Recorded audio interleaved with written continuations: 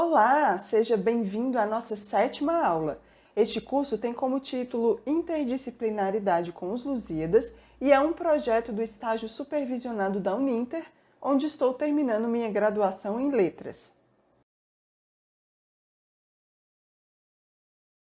O meu nome é Luar de Moraes e me coloco à disposição para tentar responder qualquer dúvida que surgir.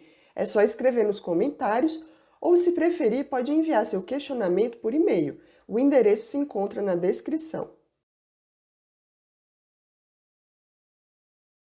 Na aula passada, refletimos sobre a ligação entre a invenção da escrita no Oriente Próximo e o ensino dessa habilidade na formação de escribas com o início da educação formal.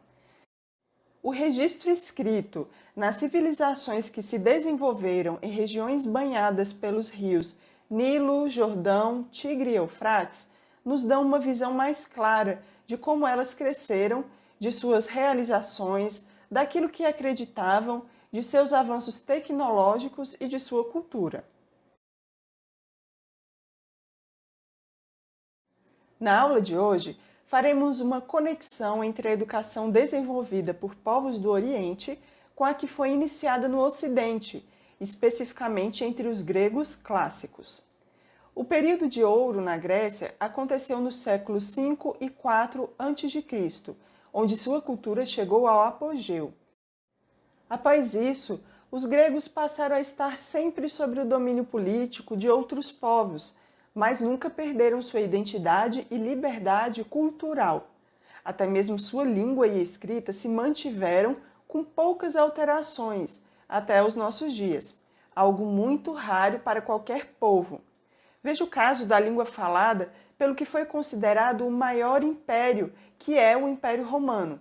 Os eruditos tentaram manter o latim vivo por séculos, mas a morte e o nascimento dos idiomas é algo natural e comum. As línguas estão em constante transformação. A educação clássica, que ficou famosa na Idade Média para nós com os termos trivium e quadrivium, tem suas origens mais remotas no próprio início da educação entre os orientais. Há um debate sobre quem começou primeiro o método e quem copiou depois.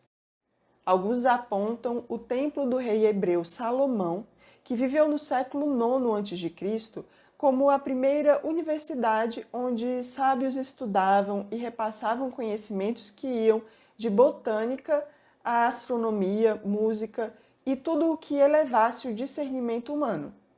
Já Hugo de São Vítor, um filósofo e teólogo medieval que viveu onde hoje é a Alemanha no século XII, aponta o Egito como a mãe das artes liberais. Mais para frente veremos a fundo o que são essas artes liberais, mas por enquanto fiquemos com uma definição simples de um modelo educacional que tem como objetivo desenvolver as faculdades da mente, capacitando o homem para o aprendizado em geral. Foi no Egito que pensadores gregos teriam aprendido a arte de pensar.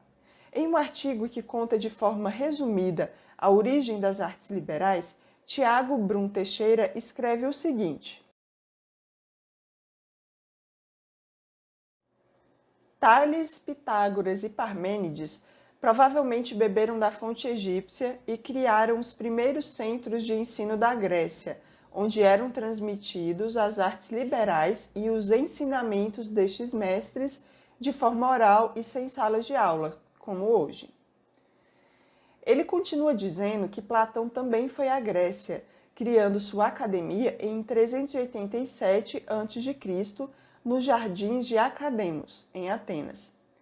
A origem do termo academia vem desse local. Já Aristóteles, principal discípulo de Platão, criou sua própria organização, ao qual chamou de liceu. Aristóteles ampliou a lógica e sistematizou o estudo da retórica. Um ramo da filosofia chamado sofisma havia usado a retórica apenas no sentido de poder para convencer o outro de alguma coisa, mesmo que a mensagem passada fosse falsa. Mas Aristóteles colocou a arte de se comunicar aliada com a lógica, em uma posição de expressar-se da melhor forma, com com as melhores palavras e ideias verdadeiras. Ele estabeleceu um método.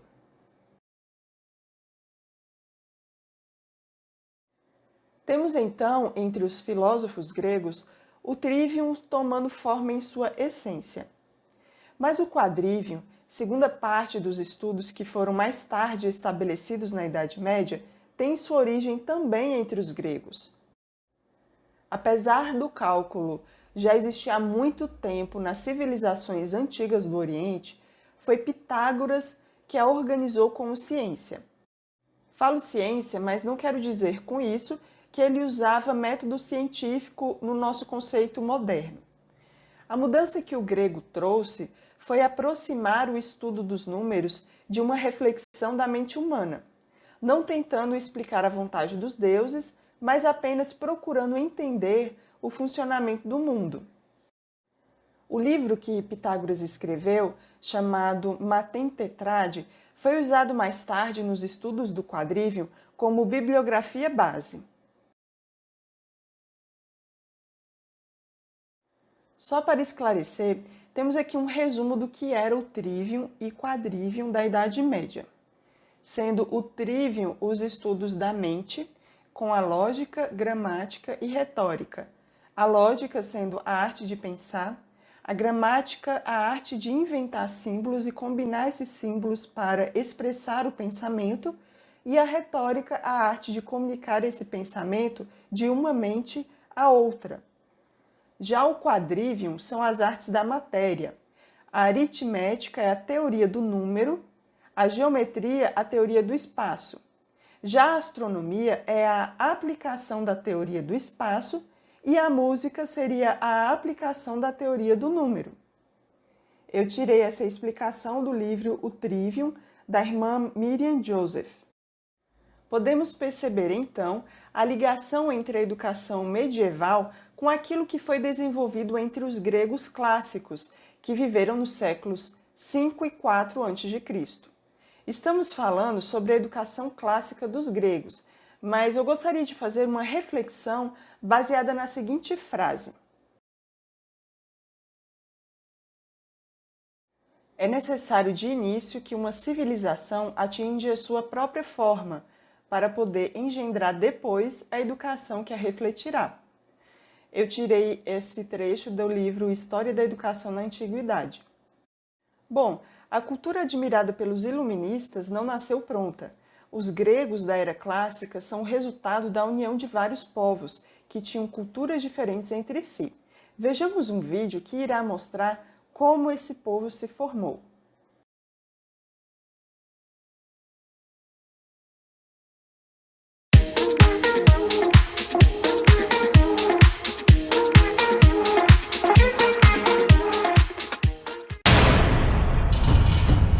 Olá pessoal, no vídeo de hoje vamos ver um resumo sobre a formação da sociedade grega.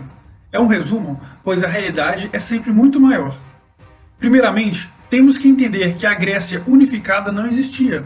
Assim, toda vez que for falado Grécia, entenda-se como o território da atual Grécia. Então vamos lá. A geografia grega dificultava a grande produção alimentar e a concentração populacional.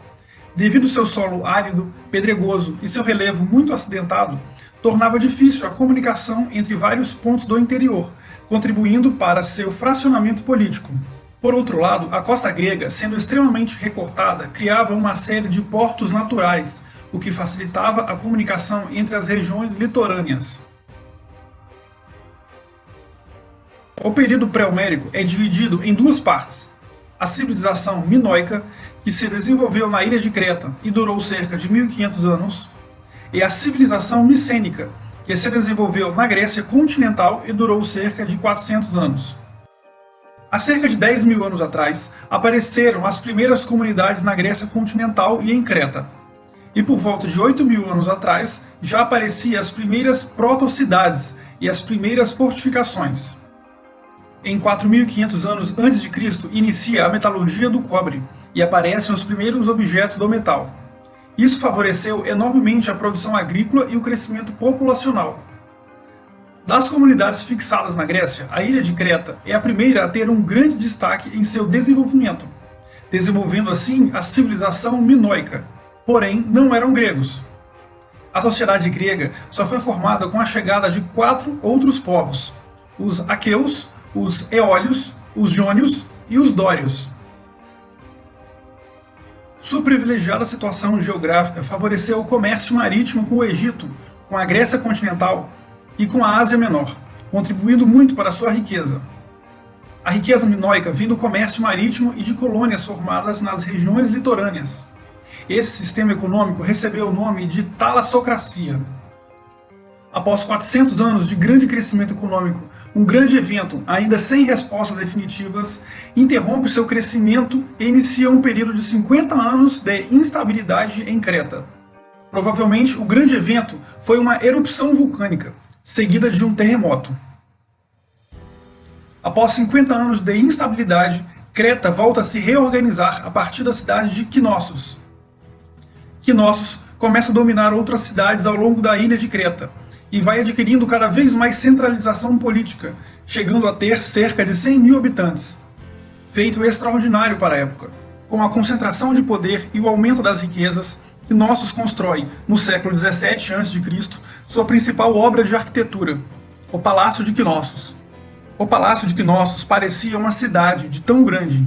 Tinha um colossal complexo com mais de 1000 cômodos, dispostos sobre até 3 andares, e uma magnífica rua pavimentada que levava até o teatro, parecendo um verdadeiro labirinto de tão grande. Contudo, apesar do gigantesco palácio, os minoicos eram pouco militarizados e Creta quase não tinha fortificações. Tinham um refinado gosto arquitetônico, um senso de cor, um gosto pela vida e quase nunca exageradamente apegados ao misticismo. Enquanto a civilização minoica florescia, 3 dos 4 povos fundadores da civilização grega iniciam um longo período de imigração para a Grécia continental. Cada um dos 3 povos trouxe uma característica cultural fundamental para a formação da sociedade grega. Os eólios ocuparam a região da Tessália, os jônios ocuparam a região da Ática, e os aqueus fundaram várias cidades, mas a mais famosa é Micenas. Micenas foi se desenvolvendo e criando um movimentado comércio com outras regiões, e a entrada de riqueza os forçou a construírem grandes fortificações para proteger a cidade. Porém, Creta ainda exercia um forte domínio sobre o território grego e, de certa forma, tirava a liberdade dos outros povos da região.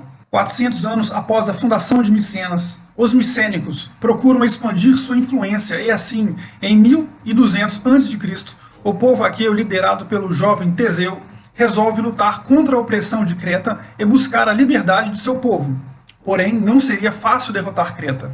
Segundo a lenda, Creta era governada por um monstro chamado Minotauro e habitava o seu enorme palácio, de tão grande parecia um labirinto. Dentro de seu labirinto, o Minotauro cobrava 2 coisas dos povos dominados pelos minoicos: pesados impostos e jovens mulheres para servi-lo. Diziam que o labirinto era inacessível e todos os que tentaram entrar para enfrentar o Minotauro se perderam nas suas inúmeras dependências. Porém, Ariadne, uma das servas do Minotauro, resolveu ajudar Teseu a derrotar o Minotauro. Ariadne auxilia Teseu dando um rolo de linha, e à medida que Teseu vai adentrando no labirinto, ele vai esticando a linha. Assim, Teseu conseguiria achar a saída do labirinto. Com a ajuda de Ariadne, Teseu consegue vencer o Minotauro e traz novamente a liberdade para o povo de Micenas. Sua vitória representou a conquista da cidade de Micenas sobre a ilha de Creta, e assim tem início a civilização micênica, que é a segunda fase do período pré-homérico. Micenas passa a ter uma crescente influência pelo território grego e sua riqueza aumentava a cada dia. Não demorou muito para Micenas dominar o comércio oriental do Mediterrâneo e depois ambicionar dominar o comércio oriental do Mediterrâneo. Porém, para isso teria que enfrentar uma cidade que vinha ganhando muito destaque, a cidade de Troia. Neste momento, sobre a guerra de Troia, basta saber que os gregos se uniram sob a liderança dos aqueus e invadiram e conquistaram a cidade de Troia. Paralelamente a toda essa história, estava ocorrendo a imigração do último povo que faltava para compor a sociedade grega, os dórios. Com um incrível espírito militar, Os dórios são fundadores das cidades de Esparta e Corinto. Posteriormente, se aproveitando por serem os únicos da região que sabiam a metalurgia do ferro, buscam atacar, saquear e destruir várias cidades da região, sendo os responsáveis pela conquista de Micenas e por iniciar um período de grande regressão cultural e econômica. As cidades foram saqueadas, abandonadas e houve um retorno à ruralização. A população se dispersou pela região, formando pequenas comunidades familiares, chamadas de genos. O espírito militarizado dos dórios foi tão grande que trouxe um empobrecimento da arte e a perda do conhecimento do alfabeto. E devido a isso, os registros desse período se perderam. Tudo que foi contado até agora faz parte do período pré-homérico. Mas por que o nome pré-homérico? Com a perda do conhecimento do alfabeto, foi Homero, séculos depois aos acontecimentos, que coletou histórias contadas oralmente e as reuniram em 2 livros, a Ilíada e a Odisseia. Assim, quase tudo que sabemos sobre esse período foi graças ao trabalho de Homero de escrever as histórias contadas oralmente. Em razão disso, o período posterior às invasões dóricas ficou conhecido como Tempos Homéricos, e o período anterior às invasões dóricas ficou conhecido como período pré-homérico. E aqui terminamos nosso vídeo. Muito obrigado!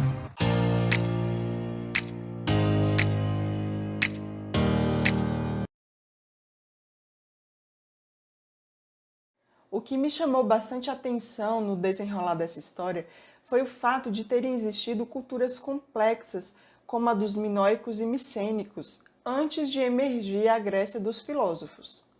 O fato dos dórios terem invadido e destruído os micênicos, levando o povo daquela época à ruralização, me lembra muito a sequência queda de Roma, Idade Média e Idade Moderna. Será que os iluministas fizeram essa mesma analogia?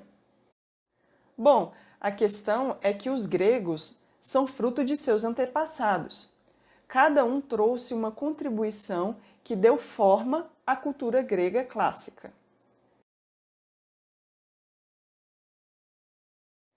Então, no fim do período clássico, Aristóteles ensinou Alexandre o Grande em toda a arte de pensar grega, e quando o conquistador macedônio já tinha dominado quase todo o mundo conhecido, a língua e cultura helenista tinha se espalhado pelos 4 cantos do império.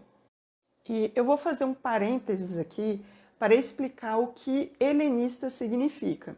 Talvez você tenha estudado isso na escola, né? Escutado sobre cultura helenística quando estava estudando sobre a Grécia e se perguntou o porquê dessa palavra. Nós, brasileiros, chamamos esse povo de grego e o local, né, o país deles de Grécia, mas eles mesmos se denominam de outra forma. A palavra Grécia, a nação, se denomina Helada. E a pessoa que é grega, ela é helenikó ou heleniki. É por isso que nós falamos de cultura helênica, porque isso remete à origem de fato da palavra pelos próprios gregos. Um fenômeno semelhante acontece quando nós vamos definir a Alemanha.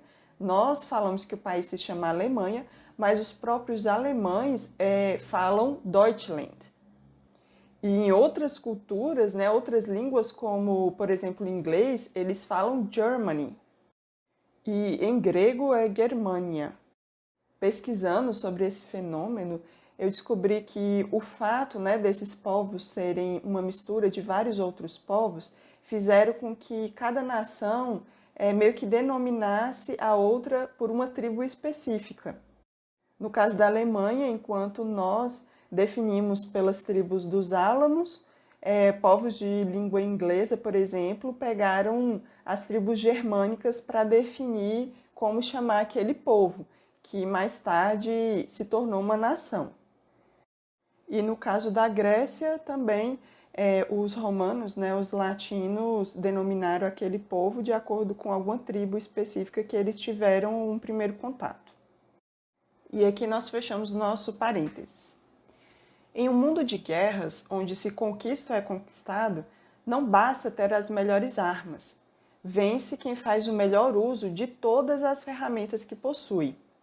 Roma também é resultado da herança de vários povos invasores, erguendo seu próprio império pelo poder da espada. Mas o pensamento grego resistiu à espada e prevaleceu na mentalidade dos povos dentro do mundo romano. Nós somos gregos, à medida que nós somos cientistas, na medida em que nós temos escolas, na medida em que nós somos cidadãos, na medida em que nós temos cidades.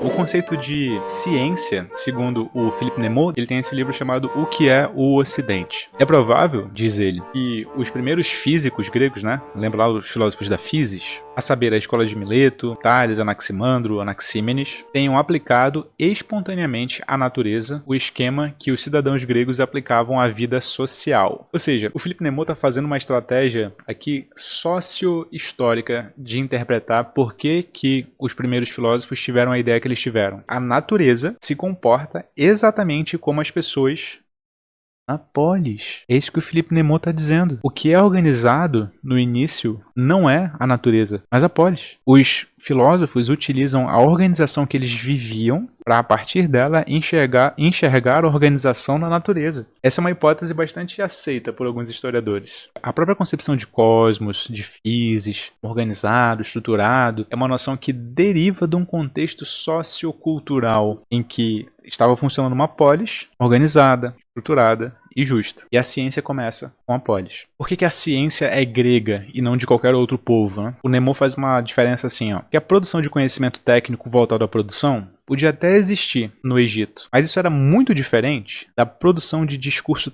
teórico, abstrato e com leis gerais que existia, por exemplo, na gramática e na astronomia grega. Uma coisa é você produzir conhecimento para produzir alguma coisa, ou seja, tem um aspecto eminentemente utilitário, né? Técnico. Isso já tinha na escrita e na matemática do Egito. Agora, outra coisa é você produzir um discurso teórico abstrato que não tem necessariamente alguma aplicação, mas que tem um objetivo eminentemente só de compreender a realidade, estabelecer leis que regem a realidade. Os historiadores dizem que não há esse tipo de discurso que tenta compreender a realidade nos seus aspectos mais gerais no Egito, na Mesopotâmia e em todas essas outras civilizações. Só há na Grécia. Portanto, essa concepção de ciência que nós temos hoje, o teórico abstrato e que enuncia leis gerais que funcionam em todo e qualquer contexto, ciência nesse sentido nasce na Grécia. Essa é uma concepção, portanto, ocidental. O conceito de escola também nasce a partir desse conceito de ciência. Tem uma obra, e essa obra aqui é monumental, assim. Se você curte filosofia grega, cultura grega, você tem que ter esse livro aqui. É um livrão,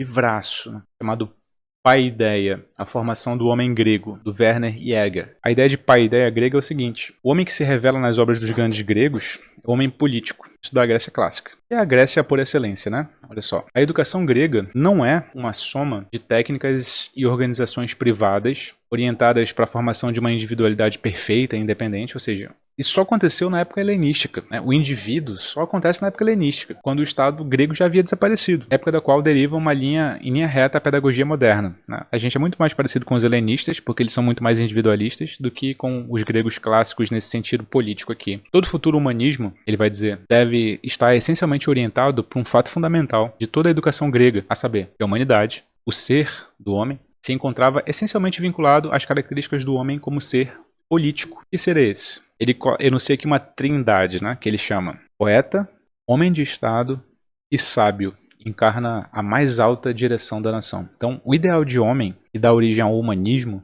nasce nesse ideal de homem clássico grego, na polis. O cara que sabe a literatura, portanto é um poeta. O cara que sabe oratória e dialética, portanto é um homem de Estado. E o cara que contempla o saber pelo saber, portanto ele é um sábio. Esse ideal é o primeiro ideal de humanidade que nós temos num contexto de uma cidade. E esse ideal que vai ser usado para dar origem ao humanismo, primeiro em Roma, posteriormente no Renascimento, e que vige até hoje. Então, a palavra paideia não tem tradução acessível. Os latinos traduziram a palavra grega paideia para humanitas ou humanitas. Deu origem à palavra humanismo. mas ela pode ser traduzida por um conjunto de outras, né? Pode ser civilização, pode ser tradição, pode ser literatura, pode ser educação, pode ser cultura. A ideia de que a formação do homem tem que ser civilizatória, tradicional, tem que ser literária, tem que envolver cultura no sentido não antropológico da coisa, né, meramente descritivo, mas no sentido valorativo, naquilo que há de mais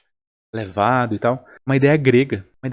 A gente deve isso a eles. Os filósofos tiveram escolas, né? Vocês lembram das escolas dos filósofos? Tiveram a academia do Platão, houve o Liceu do Aristóteles, o Jardim do Epicuro. Todas essas eram instituições voltadas não para a formação especializada, como era o caso lá dos escribas do Egito, uma formação técnica, mas eram voltadas para a formação desobrigada, desinteressada, no sentido de saber pelo saber. A escola vem dessa ideia de que o saber vale pelo saber. Eu sei que é muito diferente, talvez, da escola da terceira revolução industrial, né? A escola para a linha de montagem, com a qual a gente está bastante acostumado. Mas a escola do saber pelo saber é, por exemplo, onde nasce a ideia de universidade, na Idade Média. É, por exemplo, onde nasce a ideia do ócio como um valor, no sentido da criatividade, da produção intelectual. Essa ideia não existia em outras civilizações. Ela tem origem na Grécia. Isso é outro valor que nós temos que agradecer aos nossos antepassados gregos. Outra ideia é que os gregos formaram o nosso ideal de homem primeiro. Quando você lembrar da palavra paideia, quero que você lembre da palavra formação, tradição, da palavra cultura no sentido valorativo, não no sentido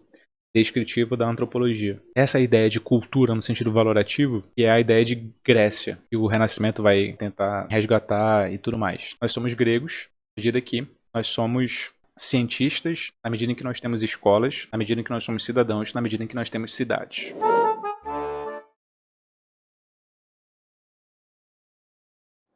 Veremos na próxima aula o que aconteceu com a educação depois da queda de Roma. Será que o mundo mergulhou em uma escuridão pior do que aconteceu na Grécia pré-homérica, onde até mesmo o alfabeto deixou de existir? Será que todo mundo ficou escondido, longe das cidades, esperando 1000 anos até que o Renascimento as libertasse? Veremos isso na próxima aula. Até o próximo encontro!